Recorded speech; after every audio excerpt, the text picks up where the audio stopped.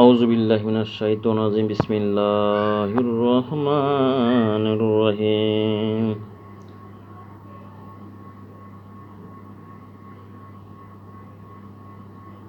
ইন্নাহু মিন সুলাইমানা ওয়া ইন্নাহু বিসমিল্লাহির রহমানির রহিম। আল্লাহ তাআলা আলাইয়া ওয়া আতুনি মুসলিমুন। প্রিয় ভিউয়ার বন্ধুগণ, আজকের ভিডিওর বিষয়বস্তু হচ্ছে চুরিকৃত মাল ফেরত পাওয়ার আমল। চুরিকৃত মাল ফেরত পাওয়ার আমল। আমলটি যিনি করবেন উনি তো ফরজ করে জীবনযাপন করবেন, এবং শর্ত আছে আমলটা করার আগে নিয়ত করতে হবে যে আমি চোরকে কিছু বলবো না। চোর পাইলে, চোরকে মাল নিয়ে আসলে, ধরা পড়লে তাকে মারা যাবে না, গালি দেওয়া যাবে না, কিচ্ছু করা যাবে না। তারা ভাত খাওয়া দিতে হবে, পকেটে গাড়ি ভাড়া তাকে গাড়ি ভাড়া দিয়ে তারা বিদায় করে দিতে হবে। কিচ্ছু বলা যাবে না তাকে, শুধু মালটা নিয়ে বলে বাবা ডেয়ার করিবে না, শেষ, এটুকু বলা যাবে।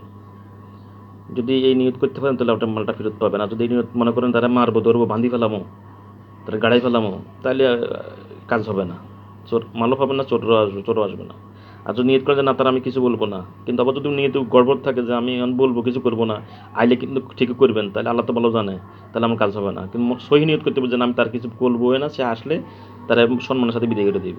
তার কিচ্ছু মারবো না, ধরবো না, গালিও দিব না, শুধু মালটা রেখে দিব। কারণ তো চুল তো চিনছি আমি, আমার হেতে এমনি লজ্জিত, তো তারা মারা দরকার কি? সে তো এমনি লজ্জিত, সে তো এমনি মারা গেছে, তারা ওটা এমনি মারা দরকার নাই, তো সে এমনি মারা গেছে, কারণ সে লজ্জায় তো মারা যাবে। যাই হোক, আমলটি হচ্ছে যারা বেশি ভাড়া দামি জিনিস হারানোর কাছে তারাই আমলটা করবেন। বা চুরি হয়েছে, একটু ছুরি নেবেন, লোহার ছুরি হলে ভালো হয়, সাধারণ ছুরি হলেও সারবে। একটা ছুরি নেবেন, ছুরিটা লোহার ছুরি হলে সবচেয়ে উত্তম। ওই ছুরির উপরে ইস্তেগফার 7 বার, দুরূদ ইব্রাহিম 3 বার পাঠ করে ফুঁ দিবেন।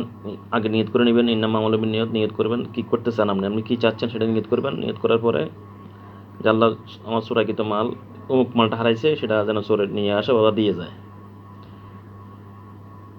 তো সূরা ইয়াসিন পাঠ করবেন ওই ছুরির উপরে 40 বার। সূরা ইয়াসিন 40 বার পাঠ করে 40টি ফুঁ দিবেন ছুরির উপরে। এই ছুরিটিকে আপনি কী করবেন, যে মাটির চুলা আছে, না থাকলে এটা বানাই নেবেন, মাটির চুলা, ওই চুলার নিচে গাড়াই দিবেন।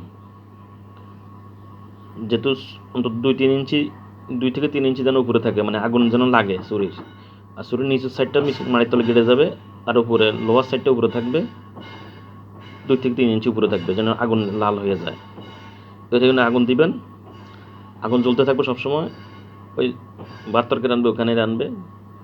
তো রানতে রানতে যখন ছুরি লাল হয়ে যাবে, তখন চোরের গায়ে জ্বালা পড়া, ঠোস পড়া শুরু হবে, মানুষের সহ্য করতে পারবে না। ছুরি, অদৃশ্য ছুরি যেয়ে তার গায়ে দিবে, তার বুকে পেটে, সে প্রচণ্ড ব্যথা পাবে, তখন সে মাল নিয়ে আসতে বাধ্য হবে। তবে এই কাজ 3 দিনের মধ্যে করতে হবে। 3 দিন হলে বেশি হয়ে যায়, 2 দিনের মধ্যে করতে হয়। 1 দিন হলে ভালো, যেদিন করছে 24 ঘন্টার ভিতরে হলে ভালো, 48 ঘন্টা হইলেও সারে, কিন্তু 72 ঘন্টা হলে একটু রিস্ক হয়ে যায়, এরপরে গেলে আর মোড়ে পাওয়া যাবে না। এই জন্য 3 দিনের ভিতরে করতে হবে এই কাজটা। তো আপনি এই কাজটা করবেন কমপক্ষে 3 দিন, 3 দিন থেকে 7 দিন করবেন এই কাজটা।